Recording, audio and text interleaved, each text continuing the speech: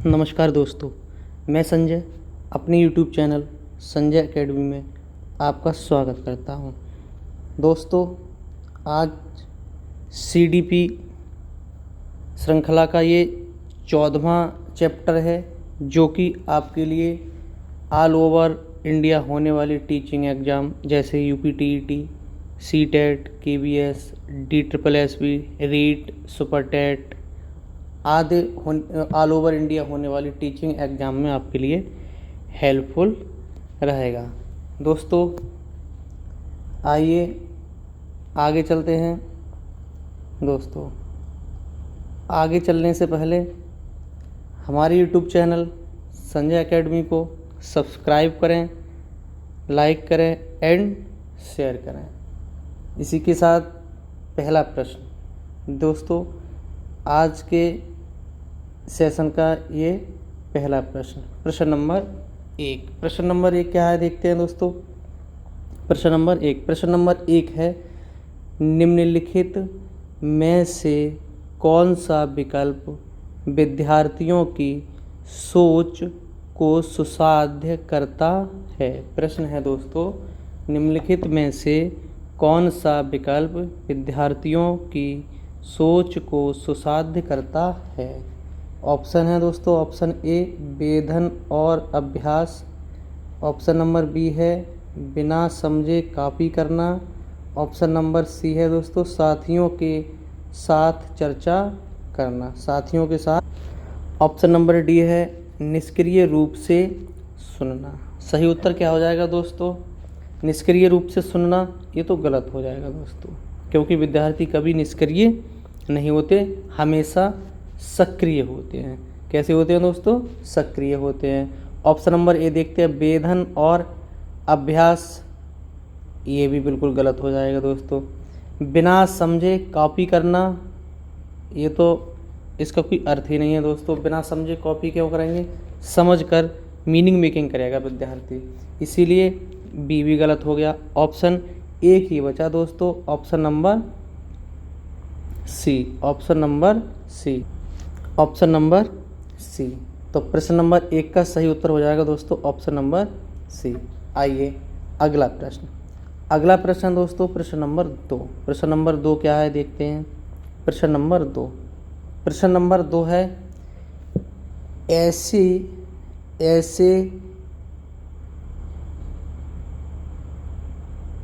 स्थितियाँ, ऐसी होगा दोस्तों, ऐसी स्थितियाँ डैश महत्वपूर्ण हैं जहाँ छात्र लंबे समय तक डैश श्रोता होते हैं, डैश श्रोता होते हैं। दोस्तों प्रश्न है, यहाँ ऐसी कर लेना दोस्तों, क्या ऐसी,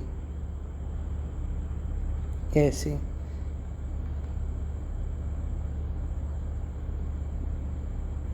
यहाँ दोस्तों ये टाइपिंग मिस्टेक है, ऐसी कर लेना। ऐसी परिस्थितियाँ महत्वपूर्ण हैं जहाँ छात्र लंबे समय तक डैश श्रोता होते हैं। टालना, निष्क्रिय, पैदा करना, निष्क्रिय, निषेध करना, सक्रिय, सुदृढ़ करना और आज्ञाधीन। तो इसका सही उत्तर क्या हो जाएगा दोस्तों, इसका सही उत्तर हो जाएगा सुदृढ़ करना और आज्ञाधीन। ये तो बिल्कुल गलत हो जाएगा दोस्तों। आइए सी देखते हैं, निषेध करना और सक्रिय, ये भी गलत हो जाएगा दोस्तों। पैदा करना, निष्क्रिय, ये भी गलत हो जाएगा। एक ही ऑप्शन बचा, ऑप्शन नंबर ए, प्रश्न नंबर 2 का ऑप्शन नंबर ए सही हो जाएगा दोस्तों, ए सही हो जाएगा, क्योंकि ऐसी स्थितियाँ टालना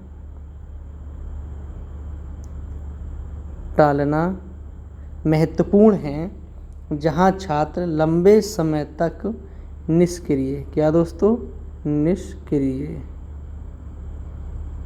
निष्क्रिय श्रोता होते हैं। तो प्रश्न नंबर 2 का सही उत्तर हो जाएगा ऑप्शन नंबर ए। आइए अगला प्रश्न। अगला प्रश्न है दोस्तों प्रश्न नंबर 3। प्रश्न नंबर 3 क्या कहता है दोस्तों, देखते हैं। प्रश्न थोड़ा बड़ा है, समझते हैं क्या है दोस्तों। अधिगम के संदर्भ में निम्नलिखित में से कौन सा कथन सही है? अधिगम के संदर्भ में निम्नलिखित में से कौन सा कथन सही है? आइए ऑप्शन देखते हैं। क्या ऑप्शन नंबर ए, छात्र सबसे अच्छा तब सीखते हैं जब वे सांस्कृतिक रूप से अप्रासंगिक गतिविधियों में भाग लेते हैं। प्रासंगिक गतिविधियों में भाग लेते हैं दोस्तों, इसीलिए ये तो हमारा 3 का गलत हो जाता है। बी देखते हैं दोस्तों क्या है। सार्थक गतिविधियों में भाग लेने पर छात्र सबसे अच्छा सीखते हैं। क्या है दोस्तों? सार्थक गतिविधियों में भाग लेने पर छात्र सबसे अच्छा सीखते हैं। ऑप्शन सही लग रहा है दोस्तों, तब भी सी और डी देखते हैं, शायद इससे अच्छा और ऑप्शन हो। ऑप्शन नंबर सी है, छात्र सबसे कम तब सीखते हैं जब वे सांस्कृतिक रूप से प्रासंगिक गतिविधियों में भाग लेते हैं। तो दोस्तों अधिक सीखेंगे, इसीलिए, और ये कह रहे हैं छात्र सबसे कम सीखते हैं, इसीलिए सी भी गलत हो गया। डी देखते हैं क्या है। विद्यार्थी सबसे कम सीखते हैं जब वे सार्थक गतिविधियों में भाग लेते हैं। अधिक सीखेंगे दोस्तों, क्योंकि यहाँ विद्यार्थी सक्रिय हैं। क्या है दोस्तों? यहाँ विद्यार्थी सक्रिय, इसीलिए डी भी गलत हो गया। एक ही ऑप्शन सही है दोस्तों, ऑप्शन नंबर बी। प्रश्न नंबर 3 का ऑप्शन नंबर बी सही है दोस्तों। आइए अगला प्रश्न। अगला प्रश्न है दोस्तों प्रश्न नंबर 4। प्रश्न नंबर 4 क्या है देखते हैं दोस्तों। प्रश्न नंबर 4 है दोस्तों, निर्देश तैयार करते समय एक शिक्षक यह सुनिश्चित करना चाहिए कि उसके निर्देश क्या हैं दोस्तों, क्या हैं या होने चाहिए। ऑप्शन देखते हैं दोस्तों क्या है। ऑप्शन नंबर ए, छात्रों को भ्रमित और हतोत्साहित करना। नहीं दोस्तों, ये बिल्कुल गलत नहीं होगा दोस्तों। अध्यापक के निर्देश तैयार करने के निर्देश जो हैं दोस्तों, छात्रों को भ्रमित नहीं, मार्गदर्शन होना चाहिए, हतोत्साहित नहीं, प्रोत्साहित करना चाहिए, इसीलिए ये तो गलत हो गया। बी देखते हैं दोस्तों, बी क्या है। पाठ की सुविधा ना दें, ये भी गलत हो गया दोस्तों। पाठ की सुविधा देना चाहिए, सुविधा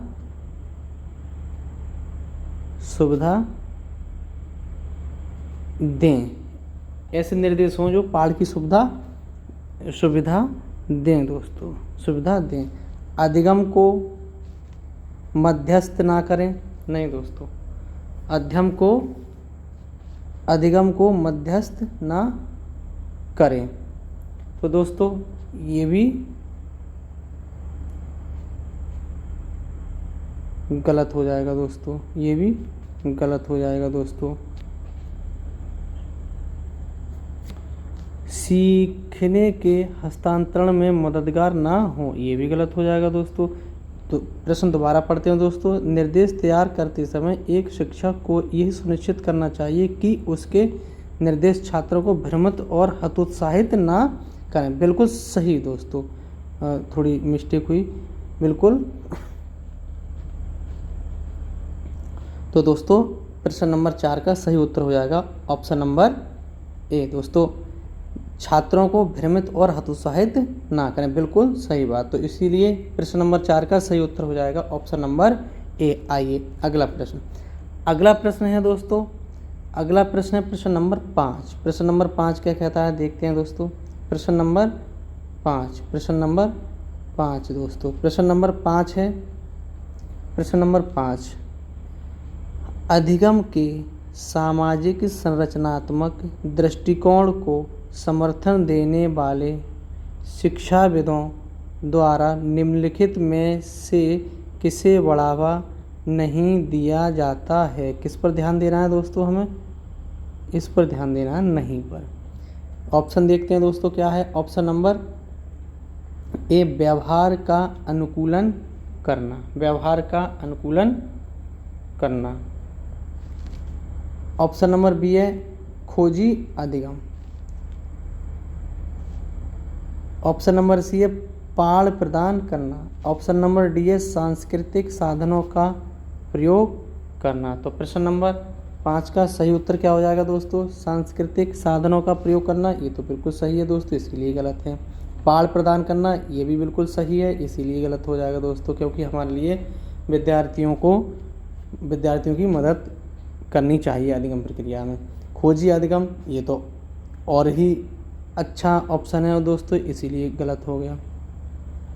तो नहीं, एक ये व्यवहार का अनुकूलन करना, ऑप्शन नंबर ए। प्रश्न नंबर 5 का सही उत्तर हो जाएगा दोस्तों ऑप्शन नंबर ए, सही जवाब हो जाएगा इसका, व्यवहार का अनुकूलन करना। आइए अगला प्रश्न। अगला प्रश्न है दोस्तों प्रश्न नंबर 6। प्रश्न नंबर 6 है दोस्तों, छात्रों के समस्या समाधान कौशल को बढ़ाने के लिए निम्नलिखित में से कौन सी एक अच्छी रणनीति है? कौन सी एक अच्छी रणनीति है? आइए ऑप्शन देखते हैं। ऑप्शन नंबर ए, ऐसे परिस्थितियाँ, ऐसी होगा दोस्तों, यहाँ भी ऐसी परिस्थितियाँ बनाएं जिसमें ज्ञान के अनुप्रयोग की मांग हो। ऑप्शन नंबर बी है दोस्तों, रटने याद करने के लिए तथ्यों की एक सूची दें। छात्रों को बोर्ड पर लिखी जानकारी की नकल करने का निर्देश दें। परीक्षा में अच्छे अंक प्राप्त करने के लिए विषय वस्तु पढ़ाएं। तो इसका सही क्या हो जाएगा दोस्तों प्रश्न नंबर 6 का? प्रश्न नंबर 6 का ऑप्शन नंबर डी है दोस्तों, परीक्षा में अच्छे अंक, बिल्कुल गलत हो जाएगा दोस्तों। छात्रों को बोर्ड पर लिखी जानकारी की नकल करने के निर्देश दें, ये भी गलत हो जाएगा दोस्तों। रटने, ये भी नेगेटिव वर्ड है दोस्तों, तो इसीलिए बी भी गलत हो जाएगा। एक ही ऑप्शन बचा, ऑप्शन नंबर ए। तो प्रश्न नंबर 6 का सही जवाब हो जाएगा ऑप्शन नंबर ए, ऐसी परिस्थितियां बनाएं जिनमें ज्ञान के अनुप्रयोग की मांग हो। तो सही जवाब हो जाएगा प्रश्न नंबर 6 का ऑप्शन नंबर ए। आइए अगला प्रश्न। अगला प्रश्न दोस्तों प्रश्न नंबर 7। क्या है?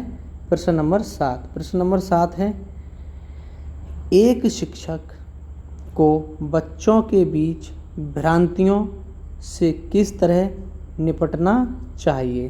प्रश्न है दोस्तों, एक शिक्षक को बच्चों के बीच भ्रांतियों से किस तरह निपटना चाहिए? ऑप्शन देखते हैं दोस्तों। क्या ऑप्शन नंबर ए, उनकी भ्रांतियों की पहचान करें लेकिन उन पर ध्यान नहीं देना चाहिए। नहीं दोस्तों, हमें विशेष ध्यान देना। क्या है दोस्तों? हमें विशेष ध्यान देना है दोस्तों, विशेष ध्यान देना है। तो इसीलिए ए तो गलत हो गया। बी देखते हैं दोस्तों क्या है, उनकी भ्रांतियों के प्रत्युत्तर हेतु अवसर प्रदान करने चाहिए। बिल्कुल सही दोस्तों, बिल्कुल सही, बी बिल्कुल सही लग रहा है दोस्तों प्रश्न नंबर 7 का। तब भी सी डी देखते हैं, शायद इससे अच्छा हो। और भ्रांतियों को व्यक्त करने के लिए बच्चों को दंडित करना चाहिए। नहीं दोस्तों, हमें दंडित नहीं करना है। राइट टू एजुकेशन के अंतर्गत दंड बैन है दोस्तों, तो हमारे लिए दंडित नहीं करना है दोस्तों। डी देखते हैं, उन्हें सीधे एक उपचारात्मक शिक्षक के पास भेजना चाहिए। नहीं दोस्तों, हमें एजुकेशन फॉर ऑल है दोस्तों, इसीलिए हमें सभी बच्चों को एक ही छत के नीचे शिक्षा देनी है सभी के साथ। तो दोस्तों इसीलिए डी भी गलत हो जाएगा। एक ही ऑप्शन बचता है, ऑप्शन नंबर बी। तो प्रश्न नंबर 7 का सही जवाब हो जाएगा दोस्तों ऑप्शन नंबर बी, उनकी भ्रांतियों के प्रत्युत्तर हेतु अवसर प्रदान करने चाहिए। आइए दोस्तों अगला प्रश्न। अगला प्रश्न है दोस्तों प्रश्न नंबर 8। प्रश्न नंबर 8 क्या देखते हैं दोस्तों? प्रश्न नंबर 8, अधिगम की प्रक्रिया में शर्मिंदगी डैश है। क्या है दोस्तों? अधिगम की प्रक्रिया में शर्मिंदगी डैश है, आवश्यक है, हानिकारक है, का कोई संबंध नहीं है, महत्वपूर्ण है। दोस्तों आवश्यक ऐसी कोई चीज़ नहीं है दोस्तों, का कोई संबंध नहीं है, ये भी नहीं दोस्तों। महत्वपूर्ण, शर्मिंदगी तो हो ही नहीं सकती दोस्तों, ये भी नेगेटिव वर्ड है। तो एक ही ऑप्शन बचता है प्रश्न नंबर 8 का, ऑप्शन नंबर बी। सही जवाब हो जाएगा प्रश्न नंबर 8 का ऑप्शन नंबर बी हानिकारक है। आइए दोस्तों अगला प्रश्न दोस्तों प्रश्न नंबर 9। प्रश्न नंबर 9 क्या है देखते हैं। प्रश्न नंबर 9 है दोस्तों, राष्ट्रीय शिक्षा नीति 2020 में प्रस्तावित बदलाव हैं। राष्ट्रीय शिक्षा नीति 2020 में प्रस्तावित बदलाव हैं। मानकीकरण से लचीलापन, रचनात्मक मूल्यांकन से योगात्मक मूल्यांकन, संरचनाओं की समझ से परीक्षा के लिए सीखना और बहुविषयकता से कठोरता। तो दोस्तों इसका सही उत्तर क्या हो जाएगा प्रश्न नंबर 9 का बहुविषयकता से कठोरता, ये तो गलत हो जाएगा दोस्तों। संरचनाओं की समझ से परीक्षा के लिए सीखना नहीं दोस्तों, परीक्षा के लिए सीखना फिर गलत हो जाएगा दोस्तों। बी देखते हैं, रचनात्मक मूल्यांकन से योगात्मक से रचनात्मक की ओर चलेंगे दोस्तों, इसीलिए बी भी गलत हो जाएगा। एक ही ऑप्शन बचा, ऑप्शन नंबर ए। प्रश्न नंबर 9 का सही उत्तर हो जाएगा ऑप्शन नंबर ए, मानकीकरण से लचीलापन। आइए दोस्तों अगला प्रश्न है दोस्तों प्रश्न नंबर 10। प्रश्न नंबर 10 में देखते हैं दोस्तों क्या है। अधिगम को डैश के बजाय डैश की ओर निर्देशित किया जाना चाहिए। अधिगम को डैश के बजाय डैश की ओर निर्देशित किया जाना चाहिए। क्या है दोस्तों देखते हैं ऑप्शन नंबर ए, प्रतियोगिता अनुकृति प्रतियोगिता, रटने समझने रटने। तो सही उत्तर इसका क्या हो जाएगा? सही उत्तर हो जाएगा इसका दोस्तों समझने के बजाय रटने की ओर। ये तो बिल्कुल गलत हो जाएगा दोस्तों। ये देखते हैं प्रतियोगिता के बजाय अनुकृत, ये भी गलत हो जाएगा। अनुकृत के बजाय प्रतियोगिता, ये भी गलत हो जाएगा दोस्तों। एक ही ऑप्शन बचा, ऑप्शन नंबर सी। तो सही उत्तर हो जाएगा अधिगम को रटने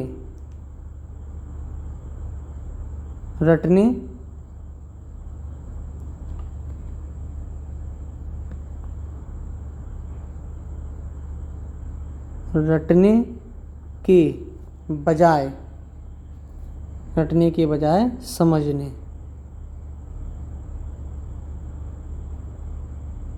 समझने की ओर निर्देशित किया जाना चाहिए।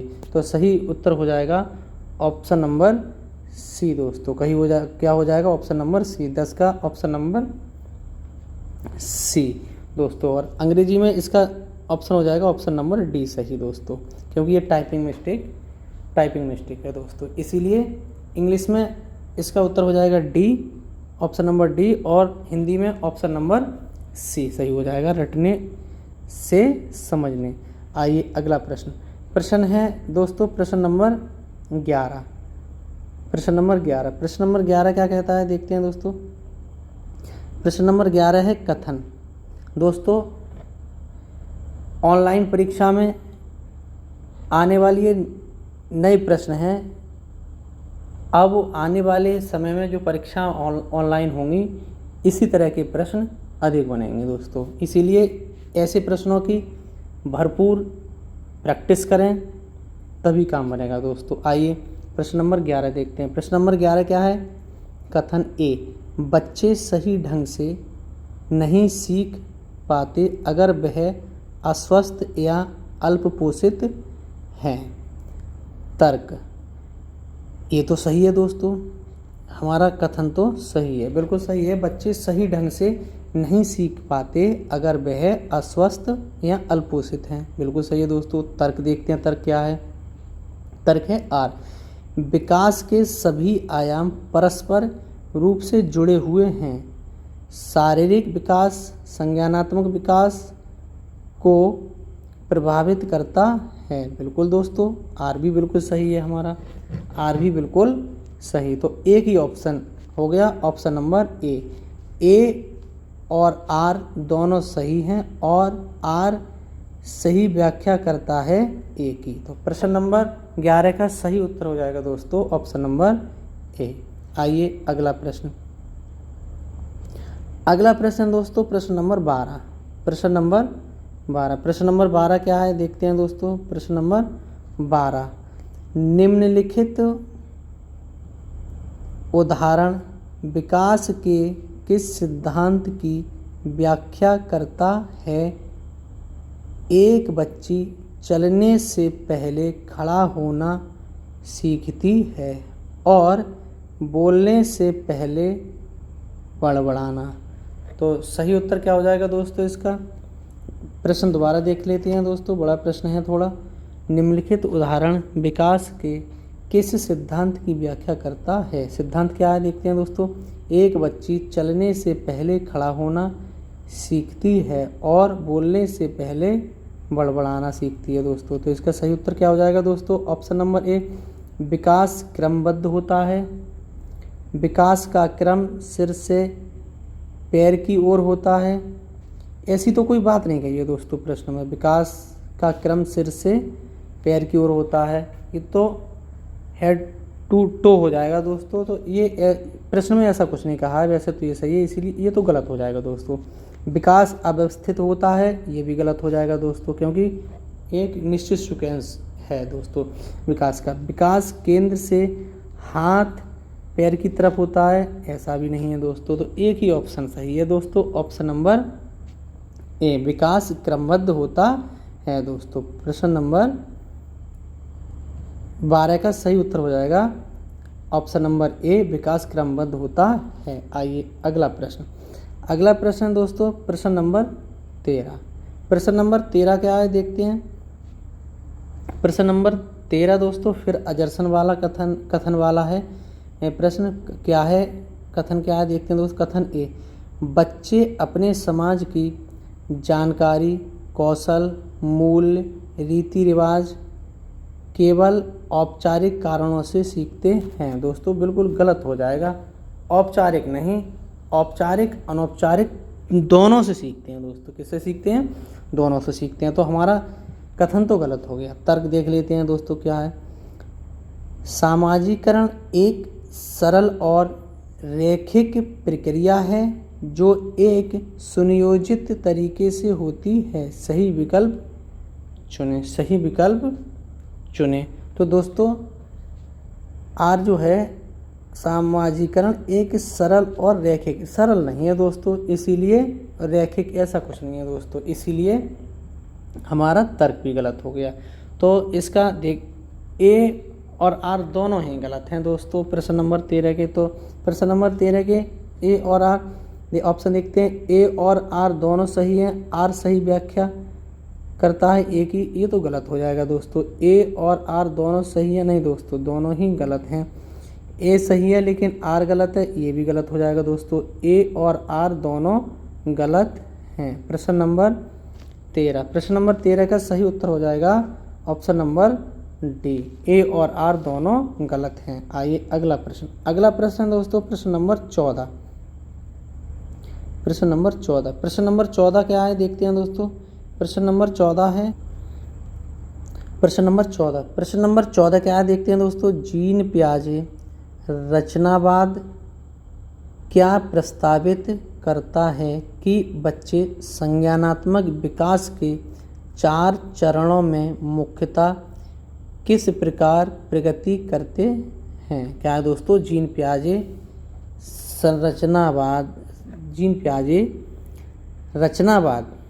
प्रश्न क्या है दोस्तों, जीन पियाजे रचनावाद क्या प्रस्तावित करता है कि बच्चे संज्ञानात्मक विकास के 4 चरणों में मुख्यतः किस प्रकार प्रगति करते हैं। आइए देखते हैं ऑप्शन क्या है दोस्तों। वातावरण में अंतःक्रिया करके, सही लग रहा है दोस्तों, तब भी BCD पढ़ेंगे। अपने से ज़्यादा ज्ञान वाले व्यक्तियों के साथ सामाजिक अंतःक्रिया करके, ये तो लेब वाइगोत्स्की का है दोस्तों, इसीलिए ये तो गलत हो जाएगा। दूसरों का अनुकरण करके, यह भी गलत हो जाएगा, ऐसा कुछ नहीं कहा जीन पियाजे ने। इनामों की प्रत्याशा करके, ये भी गलत हो जाएगा दोस्तों। तो प्रश्न नंबर 14 का एक ही ऑप्शन बचा, प्रश्न नंबर 14 का एक ही ऑप्शन बचा, ऑप्शन नंबर ए, वातावरण में अंतःक्रिया करके। तो प्रश्न नंबर 14 का सही जवाब हो जाएगा ऑप्शन नंबर ए। आइए अगला प्रश्न। अगला प्रश्न है प्रश्न नंबर 15। प्रश्न नंबर 15। प्रश्न नंबर 15 है दोस्तों, जीन पियाजे के संज्ञानात्मक विकास के किस चरण में बच्चे संक्रियाओं पर क्रियाएं कर सकते हैं व परिकल्पनात्मक निगमनात्मक सोच विकसित हो जाती है। ऑप्शन देखते हैं दोस्तों क्या है। ऑप्शन है संवेदी चालक, पूर्व संक्रियात्मक, मूर्त संक्रियात्मक, अमूर्त संक्रियात्मक। सही उत्तर क्या हो जाएगा दोस्तों प्रश्न नंबर 15 का? प्रश्न नंबर 15 का सही उत्तर हो जाएगा दोस्तों संवेदी चालक, ये तो गलत है दोस्तों। पूर्व संक्रियात्मक, ये भी गलत है दोस्तों। मूर्त संक्रियात्मक, ये भी गलत है दोस्तों। एक ही ऑप्शन बचता है, option number D. Option number D अमूर्त संक्रियात्मक, क्योंकि दोस्तों ये 11 से 16 वर्ष की अवधि की बात है। तो सीधा आंसर हो जाएगा प्रश्न नंबर 15 का ऑप्शन नंबर डी अमूर्त संक्रियात्मक। आइए अगला प्रश्न। अगला प्रश्न है दोस्तों प्रश्न नंबर 16। प्रश्न नंबर 16। प्रश्न नंबर 16 है दोस्तों, लेब वाइगोत्स्की के सिद्धांतों के अनुसार बच्चों के संज्ञानात्मक विकास में क्या महत्वपूर्ण है। प्रश्न दोबारा देख लेते हैं दोस्तों क्या है। लेब वाइगोत्स्की के सिद्धांतों के अनुसार बच्चों के संज्ञानात्मक विकास में क्या महत्वपूर्ण है। ऑप्शन देखते हैं क्या है दोस्तों। ए सांस्कृतिक उपकरण, ऑप्शन नंबर बी परिपक्वता, ऑप्शन नंबर सी सजा, इसकी कोई बात नहीं करेंगे दोस्तों वाइगोत्स्की की। ऑप्शन नंबर डी अनुकूलन, ये भी नहीं दोस्तों। ए और बी में देख लेते हैं दोस्तों क्या है प्रश्न नंबर 16। प्रश्न नंबर 16 का ए और बी में देखिएगा परिपक्वता, ऐसी भी कोई बात नहीं है दोस्तों। एक ही उत्तर बचा option number a cultural tools. क्या हो जाएगा दोस्तों सांस्कृतिक उपकरण। सांस्कृतिक उपकरण प्रश्न नंबर 16 का सही उत्तर हो जाएगा ऑप्शन नंबर ए। आइए अगला प्रश्न। अगला प्रश्न है दोस्तों प्रश्न नंबर 17। प्रश्न नंबर 17 अगेन जीन पियाजे से है दोस्तों।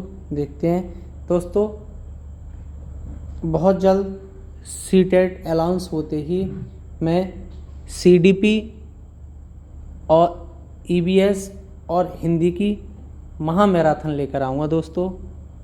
और आप पियाजे हैं, वाइगोत्स्की हैं, बंडूरा हैं, इनकी जो थ्योरी हैं दोस्तों, इनके लिए मेरी यूट्यूब चैनल या फिर अदर किताबों से आप एक बार ज़रूर दोहरा लीजिएगा।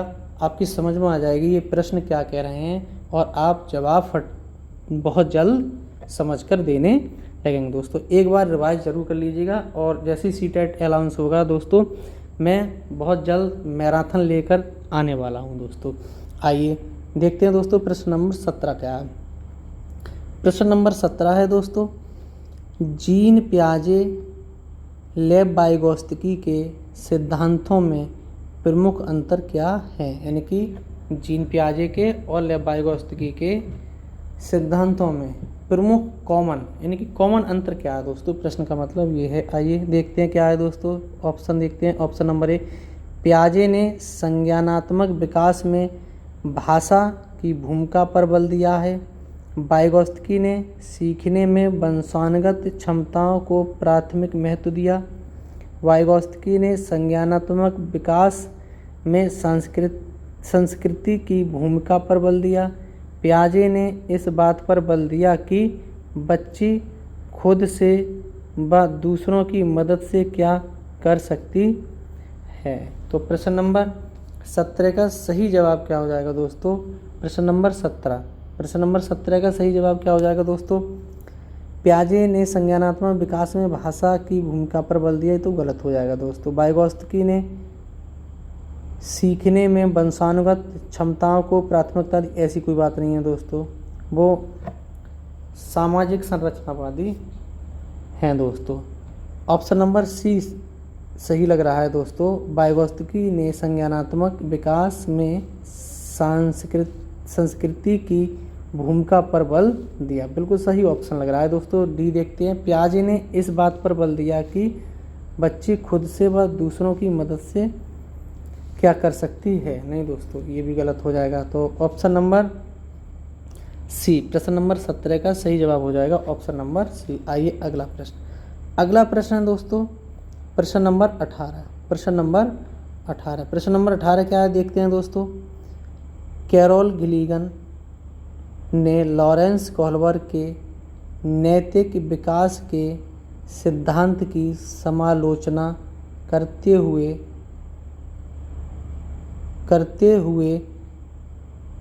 तर्क है दोस्तों, तर्क दिया कि पुरुषों की नैतिकता का आधार डैश है जबकि स्त्रियों की नैतिकता का आधार डैश है। बताइएगा दोस्तों इसका सही उत्तर क्या होगा दोस्तों। इसका सही उत्तर क्या होगा दोस्तों। न्याय देखभाल, न्याय, भलाई त्याग, भलाई। प्रश्न नंबर 18। प्रश्न नंबर 18 का सही उत्तर क्या हो जाएगा दोस्तों देखते हैं। त्याग भलाई नहीं दोस्तों, भलाई त्याग ये भी नहीं दोस्तों, देखभाल न्याय ये भी नहीं दोस्तों। आधार यानी कि पुरुषों की नैतिकता का आधार न्याय होता है दोस्तों, ये सही है। न्याय क्या है दोस्तों। न्याय।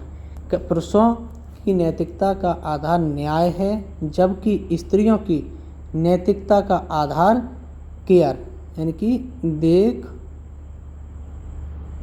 है। देखभाल है दोस्तों, क्या है। देखभाल। तो प्रश्न नंबर 18 का सही जवाब हो जाएगा ऑप्शन नंबर ए दोस्तों। क्या हो जाएगा ऑप्शन नंबर ए। प्रश्न नंबर 18 का सही जवाब हो जाएगा ऑप्शन नंबर ए, न्याय और देखभाल। आइए अगला प्रश्न। अगला प्रश्न है दोस्तों प्रश्न नंबर 19। प्रश्न नंबर 19 क्या है। प्रश्न नंबर 19 देखते हैं क्या है दोस्तों। हार्वर्ड गार्डन के बहुबुद्धि सिद्धांत के अनुसार निम्नलिखित में से कौन सा जोड़ा बुद्धि का प्रकार और अंतःस्थिति अनुपालन संभावना के अनुसार सही है। सही दोस्तों ऑप्शन देखते हैं। ऑप्शन नंबर ए, बुद्धि का प्रकार, भाषिक अंतःस्थिति अनुपालन संभावना लेखपाल। बी है दोस्तों बुद्धि का प्रकार, स्थानिक अंतःस्थिति अनुपालन संभावना वास्तुकार। ऑप्शन नंबर सी है बुद्धि का प्रकार, शारीरिक गति संवेदनात्मकता अंतःस्थिति अनुपालन संभावना गायक। बुद्धि का प्रकार है दोस्तों प्राकृतिक अंतःस्थिति अनुपालन संभावना शिक्षक। सही उत्तर क्या हो जाएगा दोस्तों प्रश्न नंबर 19 का। प्रश्न नंबर 19 का देखते हैं दोस्तों। बुद्धि का प्रकार क्या है, प्राकृतिक अंतःस्थिति अनुपालन संभावना शिक्षक। ये तो दोस्तों होगा नहीं। सी देखते हैं दोस्तों। बुद्धि का प्रकार है दोस्तों शारीरिक गति संवेदनात्मक अंतःस्थिति अनुपालन संभावना गायक। ये भी नहीं दोस्तों।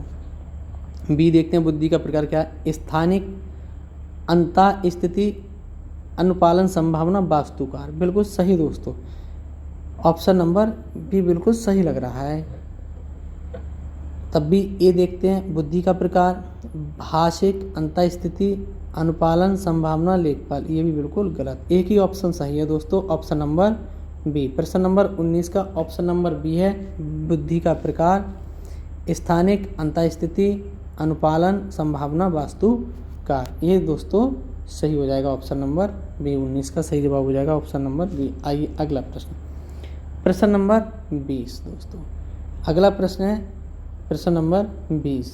प्रश्न नंबर 20 है दोस्तों राष्ट्रीय शिक्षा नीति 2020 बहुभाषिता क्या है, यानी राष्ट्रीय शिक्षा नीति 2020 बहुभाषिता क्या है दोस्तों।